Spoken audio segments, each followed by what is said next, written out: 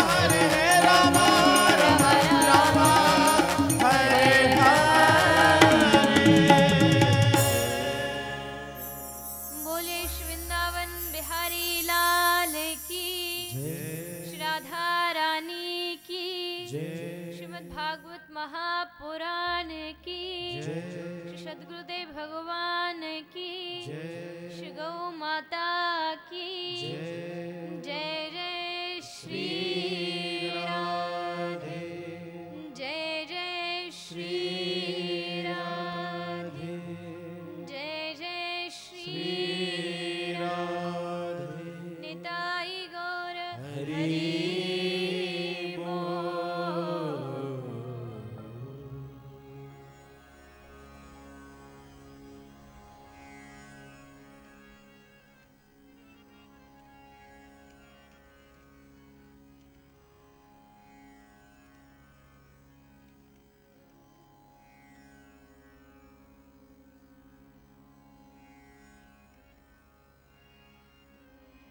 आइए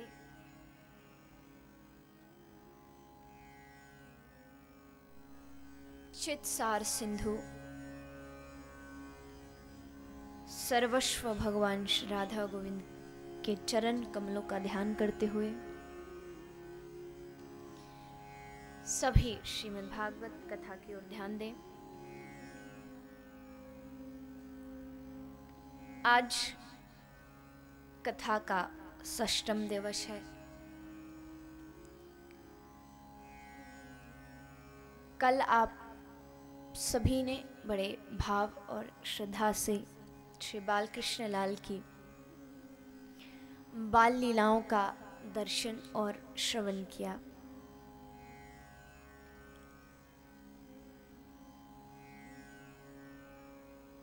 भगवान ने किस तरह ब्रज की गोपियों को आनंद दिलाया, किस प्रकार यशोदा मैया, नंद बाबा और पूरा ब्रज आनंद के सागर में डूबा, क्योंकि जहां आनंद का प्राकट्य हुआ हो वहां तो सब आनंद ही आनंद होता है।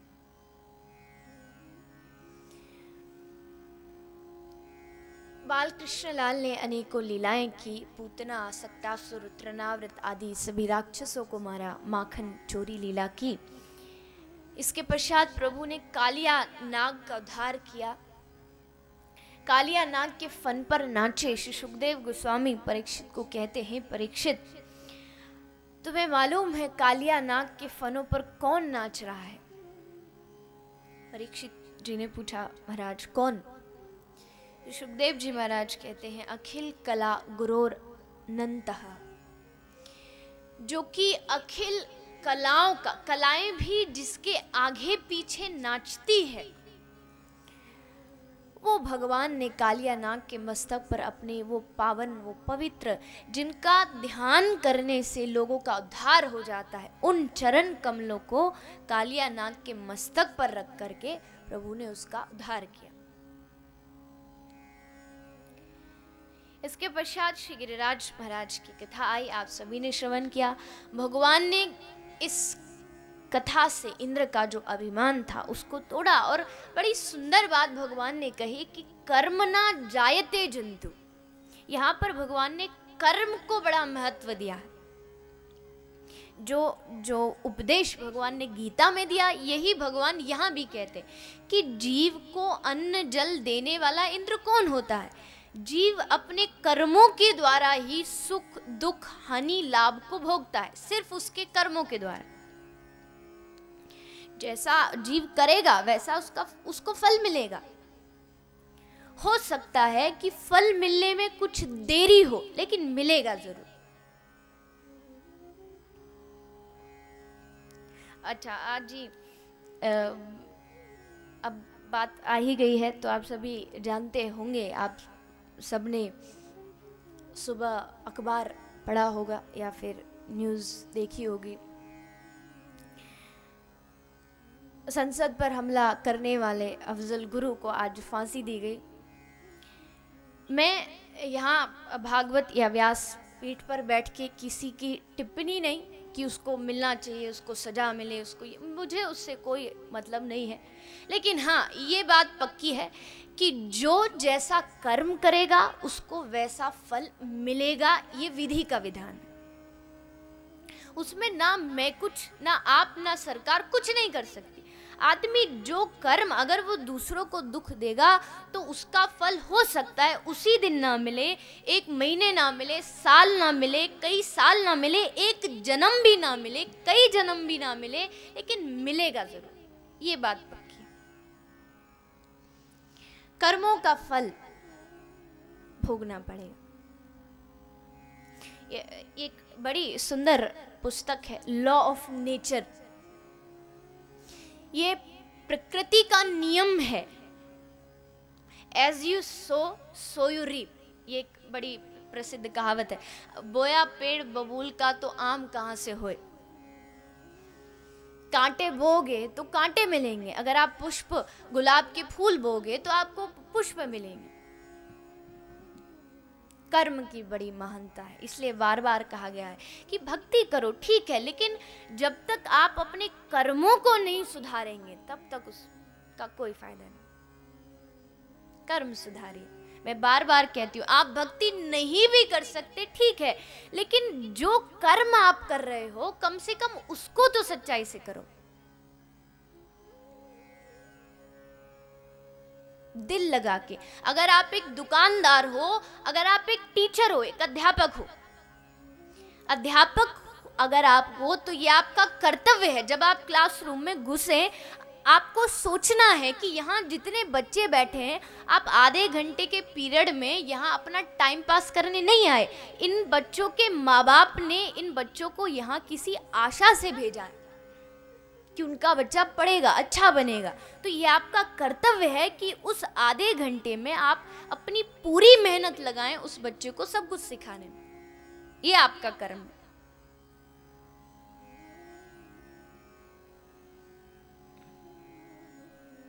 कर्म दिल से करो और खुश होके करो। कोई भी कर्म है उसको खुश होके आप जितना करोगे। अच्छा, एक बात बताइए, यहाँ कितने लोग बैठे हैं जो ये मानते हैं कि hard work is the key to success, मेहनत से ही सफलता मिलती है? कितने लोग मानते हैं? पूरा हाथ उठा के। सभी मानते हैं जितनी मेहनत करोगे उतनी सफलता मिलेगी। अच्छा, मैं नहीं मानती।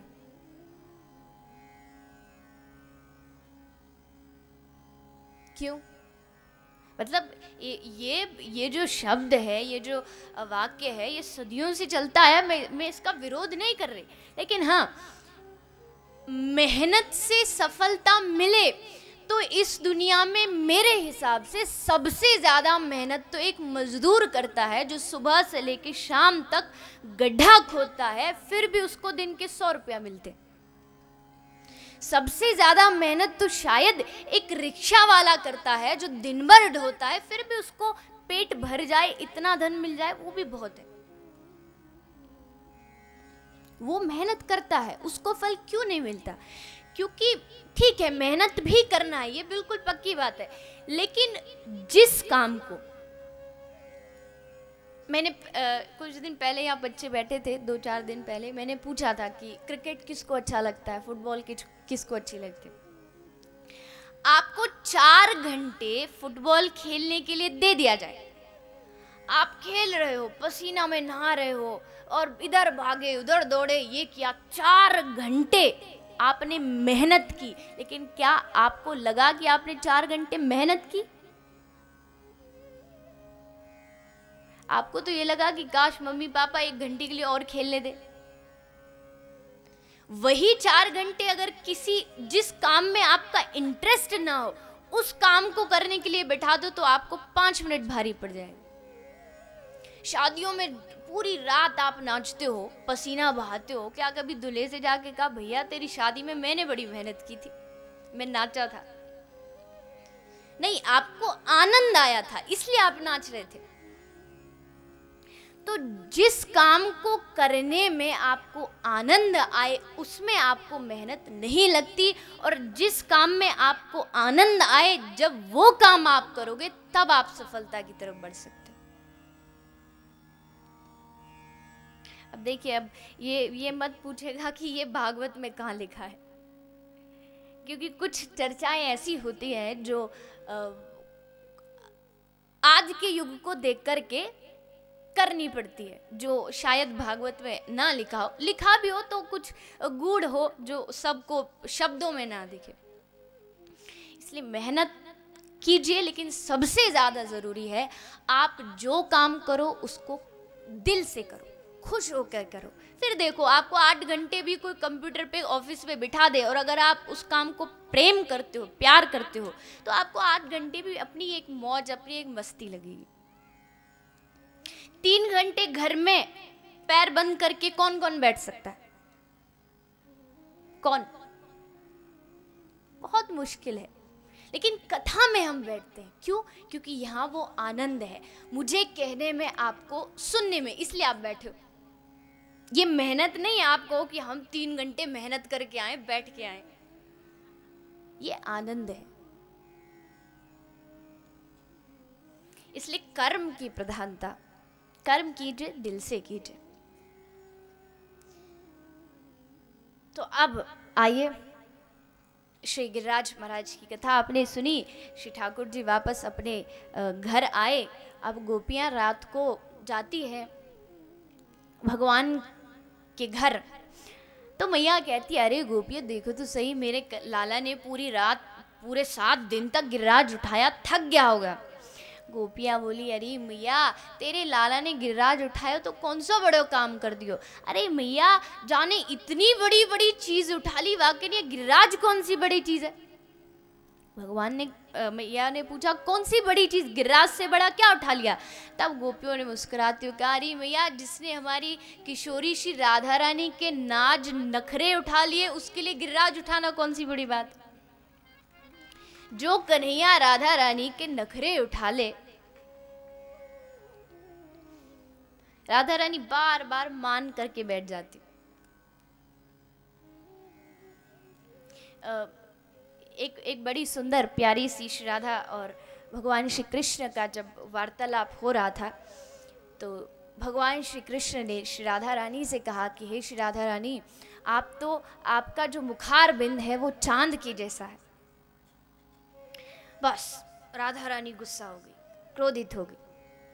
कन्हैया ने पूछा, क्यों राधा रानी, आप क्रोधित क्यों हुई हो? राधा रानी ने कहा, आपने कहा मेरा मुख चांद जैसा, लेकिन चांद में तो दाग होता है। अब कन्हैया तो मनाने में तो नंबर 1 है, नाम ही मान बिहारी है, बड़े बड़े को मना लिया इन्होंने। राधा रानी के नाज नखरे कोई सह नहीं सकता कन्हैया के अलावा। तब बड़ी चालाकी से हमारे ठाकुर जी ने कहा, अरे श्री राधा रानी, मैंने सच ही कहा, आप चांद हो, लेकिन दाग कौन है? बोले, मैं तुम्हारे चांद में लगा हुआ, मैं स्वयं काला दाग हूं। सब काला काला कन्हैया कहते, इसलिए मैं। जब ठाकुर जी, श्री एकनाथ जी ने अपना भाष्य लिखा, उसमें कहा कि ठाकुर जी से पूछा कि आप प्रभु काले क्यों हो? तब भगवान ने कहा कि जीव यानी प्राणी मुझे अपने हृदय में बिठा के रखता है, अपने कलेजे में, और जीव का कलेजा बड़ा द्वेष कामना से काला हुआ पड़ा, इसलिए उसके हृदय में बैठ बैठ के मैं काला हो गया। एक भाव ये बताया। दूसरा बताया, दुर्योधन ने पूछा, अरे कन्हैया, तू बड़ा काला कलूटा, तेरी मैया बाप तो गोरे, तू कहाँ से काला आ गया? तब कन्हैया ने कहा, दुर्योधन, तेरा काल होने की वजह से मैं काला हो गया। अब फिर तीसरा एकनाथ जी ने उदाहरण दिया कि जब हरित निकुंज में श्री किशोरी जी और श्री ठाकुर जी बैठे हैं, तब राधा रानी ने पूछा, कन्हैया आप काले क्यों हो? तब कन्हैया ने कहा, हे श्री राधा रानी, आपको मालूम है मैं काला किस लिए हूँ? बोले क्यों? बोले, हे श्री राधा रानी, आपकी शोभा बढ़ाने के लिए मैं काला हो गया। आपकी शोभा बढ़े, आप, जब मैं और आप समीप बैठे हो तो लोग मुझे ना देखे, सिर्फ आपको देखे, इसलिए आपकी शोभा बढ़ाने के लिए मैं काला हूँ। ऐसे हमारी श्री राधा रानी, अरे मुझे मालूम है आप सब द्वारिका वाले हो, तो कन्हैया की बड़ी बड़ाई करते हो, लेकिन हम तो ठहरे ब्रजवासी। ब्रजवासी में ब्रज की जो किंगडम नहीं है, ब्रज में किंगडम नहीं है, ब्रज में क्वीनडम है। श्री राधा रानी महारानी है, वहाँ महाराजा नहीं है, वहाँ महारानी है ब्रज की राधा रानी। कन्हैया तो बस पीछे पीछे चापलूसी करता घूमता है राधा रानी।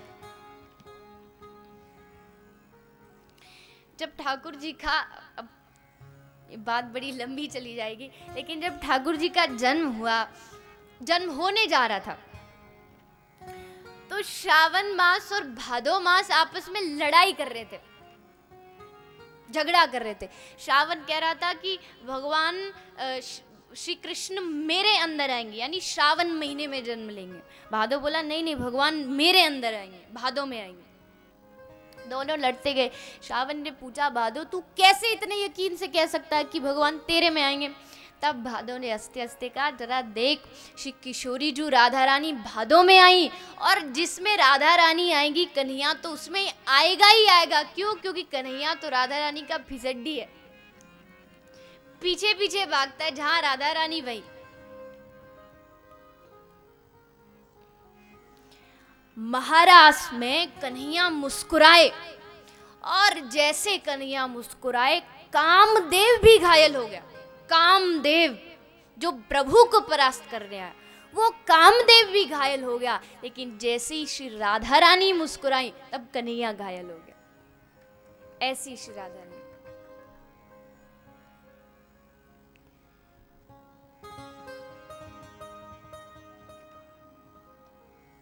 अगर आप सभी को राधा रानी के बारे में देखिए, लोग बहुत ज्यादा जानते नहीं हैं। सिर्फ सुना है कि राधा रानी भगवान कृष्ण ने प्रेम करती थी, एक गोपी थी, ब्रज में रहती थी, बरसाने की थी, भगवान उससे मिलने आते थे। लेकिन राधा रानी कौन है, ये वास्तविक कोई जानता नहीं। इसी कारण कभी कभार हम जैसे मूर्ख लोग राधा कृष्ण के प्रेम को लौकिक समझ के अपने प्रेम की तुलना उनके साथ कर देते हैं। लेकिन राधा कृष्ण के प्रेम की तुलना अपने आप से करना, ये बहुत बहुत बड़ी मूर्खता है। इसलिए राधा रानी को अगर आपको जानना है तो राधा रानी के बारे में ज़्यादा ग्रंथ नहीं है, लेकिन हमारे गौड़िया संप्रदाय में एक बड़ा ही राधा रानी का प्यारा ग्रंथ है, श्री राधा रस सुधा निधि, जिसमें राधा रानी का बड़ा बड़ा अद्भुत वर्णन किया गया है। तो अगर हो सके तो आप सब ज़रूर पढ़ने की कोशिश कीजिए, और राधा रानी को जानने की, उनकी बारे में कुछ अपनी मानसिकता को बदलने की क्या है वो जानने की ज़रूर कोशिश करें। तो अब श्री सुखदेव जी महाराज परीक्षित को महारास की कथा सुनाते। महारास की कथा, जिसमें सबसे पहले ये याद रखें कि महारास में कोई देह नृत्य नहीं है। महारास जो है ये आत्मा का नृत्य है। जीव और परमात्मा का जब मिलन होता है, और जब वो अद्भुत प्रेम जो प्रकट होता है, उसको महारास कहते हैं। क्योंकि महारास को समझने से पहले आपको थोड़ा रसिक बनना पड़ेगा, तब आप महाराज को समझ सकते हैं। क्योंकि इंद्र, ब्रह्मा, विष्णु, महेश, ये सभी हो सकता है ब्रज में आके चोरी कर सकते हैं, ये किसी का झूठा भी खा सकते हैं, लेकिन इनमें से कोई भी महाराज नहीं कर सकता। क्योंकि महाराज जो है ये पूर्ण की लीला है, और पूर्ण कौन है? श्री ठाकुर जी, जो पूर्ण सत्य है। सिर्फ भगवान इस महाराज को कर सकते। आज का आदमी कोई दावा ठोके कि हम भी महाराज करेंगे, तो उसको तो डंडे और पड़ने चाहिए। महाराज शब्द एक इंसान के लिए उपयोग करना ही सबसे बड़ी गलती है। महाराज से इंसान कर ही नहीं सकता, पूर्ण भगवान ही इस महाराज को कर सकते। लेकिन हाँ, अगर आपने भक्ति की, आप रसिक बने, क्या पता देखिए वृंदावन में आज भी नित्य महारास होता है, आज भी रोज। क्या पता आप अच्छे से भाव से कथा सुनो और आपके मन में महाराज बस जाए, क्या पता अगला नंबर महाराज में एंट्री का आपका ही हो। भगवान खुश हो जाए कि इसने तो देवड़ा में तो बड़ा अच्छा महाराज किया, चलो इसको एक दिन वृंदावन भी बुला लो, क्या पता। और फिर आप नाड़िया अपना लेके जाओ और कन्हैया के साथ गरबा खेलो। आज जो आपको करना है, ये महाराज की प्रैक्टिस करनी है कि बाय चांस अगर मौका मिल गया भगवान के साथ तो कैसे कैसे नाचेंगे, कैसे आनंद लेंगे, कैसे प्रभु को मनाएंगे। अब महाराज की जो रात थी वो कोई साधारण नहीं थी। महाराज ब्रह्मरात्रो विचार्य एवं, महाराज की एक जो रात थी ये हमारी 1,72,080 रातों के बराबर थी। महाराज की एक रात, अद्भुत वो रात थी। और महाराज कर कौन रहा है, ये श्री सुखदेव जी ने बड़ा सुंदर वर्णन किया, बड़े स्पष्ट तरीके से श्री सुखदेव जी महाराज कहते हैं, भगवान पिता रात्रि शरदोत फुल्ल मल्लिका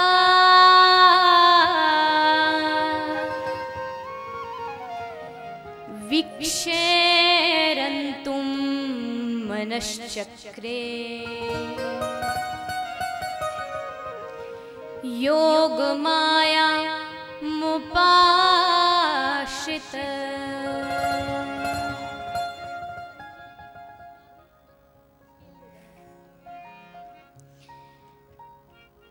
अब ये महाराज कर कौन रहा है, ये सुखदेव जी ने स्पष्ट किया, भगवान पिता रात्रि। कोई गांव का ग्वाला नहीं है, कोई नंद का छोरा ये महाराज नहीं कर रहा, भगवान पिता रात्रि। ये स्वयं परमात्मा परम ब्रह्म भगवान है। भगवान कौन है, बोले ऐश्वर्यस्य समर्गस्य समग्रस्य धर्मस्य यश्चैव